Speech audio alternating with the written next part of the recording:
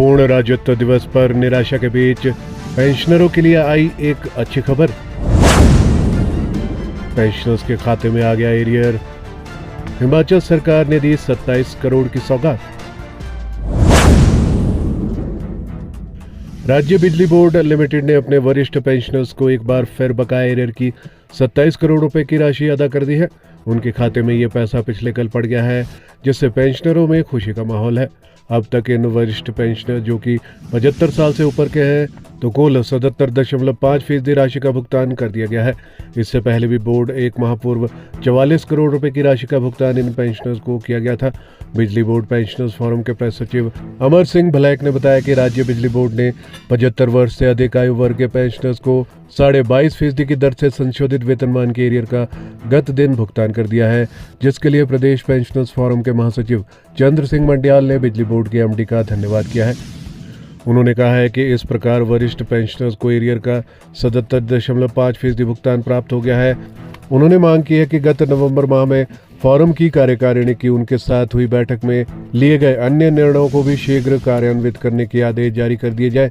उन्होंने आगे कहा कि 30/4/2022 तक रिटायर हुए पेंशनर्स को ग्रेच्युटी व लीव एनकैशमेंट की अंतर राशि तथा 1/5/2022 के बाद के रिटायर्ड को संशोधित ग्रेच्युटी व लीव एनकैशमेंट का तुरंत प्रभाव से भुगतान कर दिया जाए। इसके अतिरिक्त 75 वर्ष तक के आयु वर्ग के पेंशनर्स को भी पूर्व घोषित दरों पर एरियर का भुगतान आरंभ कर दिया जाए तथा प्रत्येक पेंशनर्स को वेतनमान की देय राशि का संदेश SMS द्वारा प्रेषित किया जाए, क्योंकि अभी तक बिजली बोर्ड की ओर से पेंशनर्स को वेतनमान की देय राशि के संदर्भ में कोई सूचना नहीं दी गई है। उन्होंने कहा कि बोर्ड सेवानिवृत्त कर्मचारी को पुराने बकाये को चुकता करने में लगा है और उम्मीद है कि जल्द ही पूरी राशि चुकता हो जाएगी।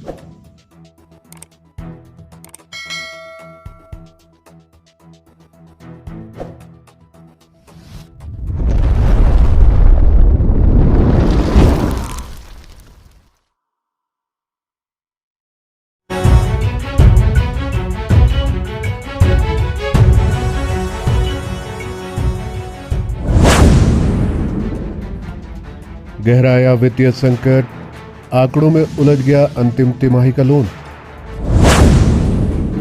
सीएम बोले अगला वित्त वर्ष चुनौतीपूर्ण पार पालेंगे। पिछले साल मिला था 1600 करोड़ कर्ज, इस साल सिर्फ 467 करोड़ बचे।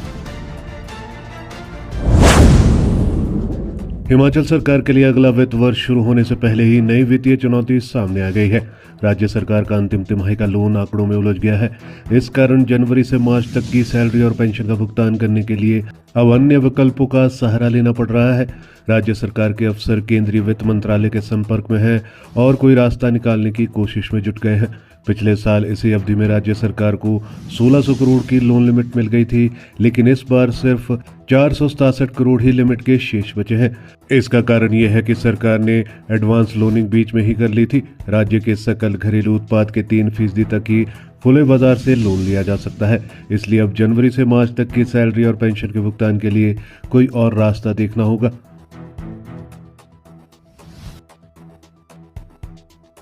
केंद्रीय वित्त मंत्रालय और राज्य सरकार के वित्त विभाग के आंकड़ों में भी अंतर आ रहा है।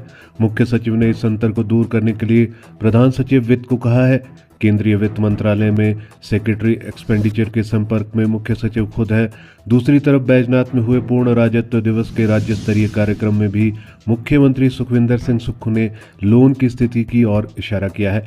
उन्होंने कहा कि स्थिति ऐसी है कि पिछले कर्जों के मूलधन और ब्याज को चुकाने के लिए कर्ज लिया जा रहा है। हमने रुके हुए विकास कार्यों को फिर से चलाने के लिए लोन लेने का फैसला लिया, क्योंकि विकास कार्यों को रोका जाना गलत है।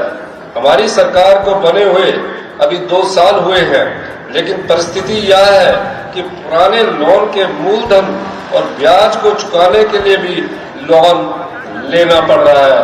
हमने पिछले 2 वित्तीय वर्षों में अब तक 30,080 करोड़ रुपए का लोन लिया है, जिसमें से 18,854 करोड़ रुपया 18,854 करोड़ रुपया, जो कि इस लोन का लगभग 63% है, पिछली सरकार द्वारा लिए गए लोन के मूलधन और उस पर ब्याज को वापस करने में ही देना पड़ा। लेकिन पिछले 2 वित्तीय वर्षों में सरकार ने 30,080 करोड़ का कर्ज लिया है, जिसमें से 18,854 करोड़ रुपए, जो कुल का लगभग 63% है, वो कर्ज चुकाया गया है। पिछली सरकार द्वारा लिए गए कर्ज के मूलधन और ब्याज को चुकाने में आधे से ज्यादा धन इस्तेमाल किया गया है। पिछली सरकार ने हिमाचल प्रदेश के राजस्व को बढ़ाने के बारे में नहीं सोचा। सीएम बोले, अगले वित्त वर्ष चुनौतीपूर्ण, जनता के सहयोग से पार पालेंगे। मुख्यमंत्री ने कहा कि भाजपा के कार्यकाल में 2021-22 में राज्य को 10,249 करोड़ रुपए का राजस्व घाटा अनुदान मिला, जो 2023-24 में घटकर 6,258 करोड़ रुपए रह गया था तथा अगले वित्त वर्ष में और घटकर 3,257 करोड़ रहने का अनुमान है। वित्तीय बाधाओं के बावजूद सरकार ने ऋण पर निर्भरता के बजाय संसाधन सृजन पर जोर दिया है। वर्तमान सरकार ने आबकारी, पर्यटन, ऊर्जा और खनन नीतियों में सुधार के माध्यम से 2200 करोड़ अतिरिक्त राजस्व कमाया है। सीएम ने कहा है कि आगामी वित्तीय वर्ष चुनौतीपूर्ण है, लेकिन राज्य के लोगों के सहयोग और देवताओं के आशीर्वाद से इन चुनौतियों को पार पालेंगे।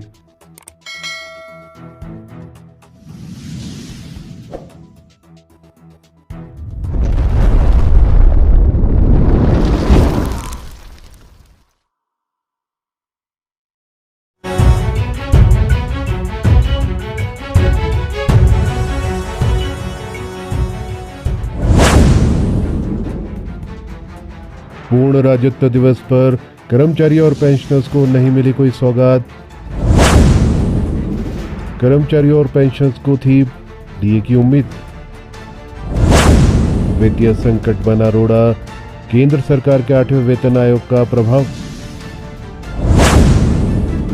लंबित डीए और एरियर पर क्या है स्थिति, पेंशनर की मांग भी नहीं हुई पूरी। हिमाचल प्रदेश के पूर्ण राज्यत्व दिवस पर राज्य स्तरीय समारोह कांगड़ा जिले के बैजनाथ में आयोजित हुआ।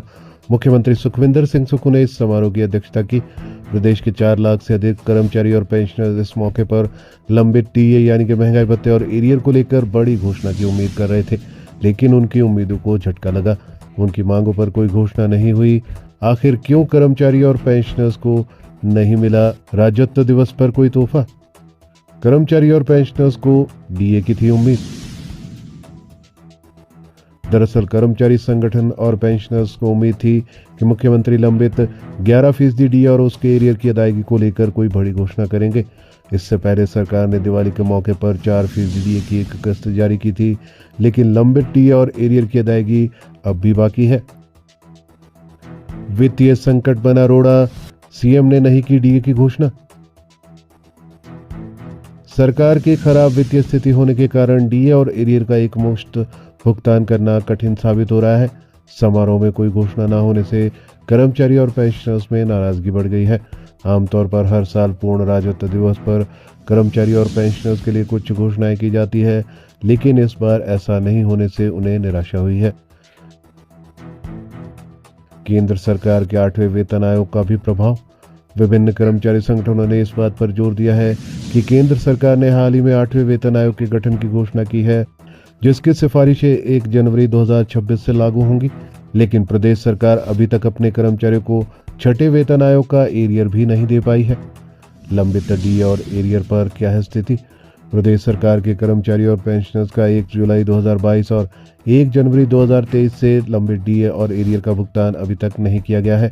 कर्मचारी संगठन लगातार इन मांगों को लेकर संघर्ष कर रहे हैं, लेकिन सरकार की ओर से केवल आश्वासन मिल रहे हैं। कर्मचारी संगठन लगातार पेंडिंग एरियर और डीए को लेकर मांग कर रहे हैं, लेकिन सरकार की ओर से केवल आश्वासन मिल रहे हैं। पेंशनर्स की भी मांग नहीं हुई है पूरी। पेंशनरों ने भी सरकार पर अपने लंबित वित्तीय लाभों को लेकर ध्यान न देने का आरोप लगाया है। उनका कहना है कि वह लंबे समय से अपने हक के लिए संघर्ष कर रहे हैं, लेकिन सरकार की ओर से कोई ठोस कदम नहीं उठाए जा रहे हैं। पेंशनरों ने सरकार से जल्द उनकी मांगों को पूरा करने की अपील की है। मेरी सरकार के लिए सत्ता सुख का नहीं बल्कि सेवा का साधन है। पिछले 2 वर्षों में हमने एक ओर जहां हिमाचल को आत्मनिर्भर और सबसे समृद्धशाली राज्य बनाने की दिशा में समर्पित प्रयास किए हैं, वहीं राजनीतिक और आर्थिक चुनौतियों के साथ साथ इतिहास की सबसे बड़ी प्राकृतिक आपदा का भी मजबूती के साथ सामना किया। पिछली सरकार हिमाचल प्रदेश पर 75,000 करोड़ से अधिक का कर्ज तथा कर्मचारियों की देनदारियों के रूप में लगभग 10,000 करोड़ रुपए का आर्थिक बोझ विरासत में छोड़ गई है। भाजपा सरकार के खराब वित्तीय प्रबंधन के कारण आज हिमाचल को कर्ज का मूल और ब्याज चुकाने के लिए भी कर्ज लेना पड़ रहा है, लेकिन लोन को लेकर कोई भी राज्य अपना गुजारा नहीं कर सकता। इसलिए हम अपने संसाधन जुटाने पर ध्यान केंद्रित कर रहे हैं। अगला वित्तीय वर्ष प्रदेश की अर्थव्यवस्था के लिए चुनौतियों भरा है, लेकिन प्रदेश की जनता के सहयोग और देवी देवताओं के आशीर्वाद से हमारी सरकार पूर्व की तरह इस चुनौती का भी मजबूती के साथ सामना करेगी। वित्त वर्ष 2021-22 में जब भाजपा की सरकार थी तब प्रदेश को 10,249 करोड़ रुपए की रेवेन्यू डेफिसिट ग्रांट केंद्र से मिलती थी। 2022-23 में यह ग्रांट 9,377 करोड़ रुपया रहेगी और इस साल इस ग्रांट में कटौती कर इसे 6,258 करोड़ रुपया कर दिया गया और अगले वित्तीय वर्ष में इसे 3,257 करोड़ रुपए तक सीमित कर दिया है। फिर भी हम सीमित संसाधनों के साथ हिमाचल प्रदेश को विकास के पथ पर आगे ले जाने के लिए वचनबद्ध है। आज से 4 साल पहले पिछली सरकार के समय जो 10,249 करोड़ रुपए की ग्रांट थी, उसे अगले साल के लिए 3,257 करोड़ रुपए करने का मतलब है कि विकास कार्यों के लिए 6,952 करोड़ रुपए कम कर दिए हैं। इतना ही नहीं, केंद्र सरकार ने पोस्ट डिजास्टर नीड असेसमेंट का 9,042 करोड़ रुपया भी अभी तक नहीं दिया है। यह पैसा प्रदेश को वर्ष 2023 में आई आपदा के कारण हुए नुकसान के लिए दिया जाना है। इसकी रिकमेंडेशन भारत सरकार की टीम ने ही की है, लेकिन अभी तक यह पैसा नहीं मिला है। आज हिमाचल प्रदेश के पूर्ण राज्यत्व दिवस के अवसर पर मैं आपको हिमाचल के साथ किए जा रहे अन्याय के बारे में बताना चाहता हूं। मैं यह भी बताना चाहता हूं कि हम इस अन्याय को सहन नहीं करेंगे और अपना हक लेकर रहेंगे। हमने रुके हुए विकास कार्यों को फिर से चलाने के लिए लोन लेने का फैसला लिया, क्योंकि विकास कार्यों को रोका जाना गलत है। हमारी सरकार को बने हुए अभी 2 साल हुए हैं, लेकिन परिस्थिति यह है कि पुराने लोन के मूलधन और ब्याज को चुकाने के लिए भी लोन लेना पड़ रहा है। हमने पिछले 2 वित्तीय वर्षों में अब तक 30,080 करोड़ रुपए का लोन लिया है, जिसमें से 18,854 करोड़ रुपया 18,854 करोड़ रुपया जो कि इस लोन का लगभग 63% है, पिछली सरकार द्वारा लिए गए लोन के मूलधन और उस पर ब्याज को वापस करने में ही देना पड़ा। लेकिन हमने राज्य के अपने संसाधनों को बढ़ाने की भी बात की है, जो कि 1971 में हिमाचल के पूर्ण राज्य बनने के बाद से अब तक किसी सरकार ने नहीं किया। हमने excise policy, tourism policy, power policy, mining policy में जरूरी बदलाव करके 2200 करोड़ रुपए से अधिक की एक्स्ट्रा इनकम अर्जित की है, जो प्रदेश के इतिहास में पहली बार हुआ है।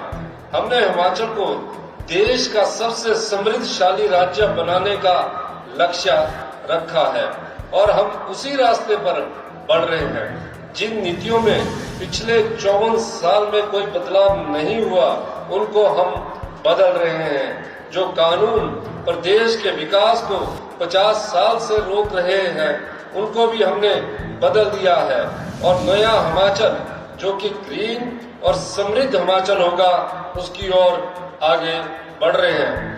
लेकिन यह दुख की बात है कि पिछली सरकार ने हिमाचल प्रदेश की आमदनी बढ़ाने के बारे में कुछ भी नहीं सोचा। हमारी सरकार ने हिमाचल की तस्वीर को व्यवस्था परिवर्तन के माध्यम से बदलने का बड़ा काम शुरू किया है। प्रदेश के हित में पहली बार सरकार ने ऐसे फैसले लिए हैं जिनको आने वाले समय में हिमाचल प्रदेश को देश का सबसे समृद्धशाली राज्य बनाने की दिशा में एक बड़ी पहल के रूप में देखा जाना चाहिए।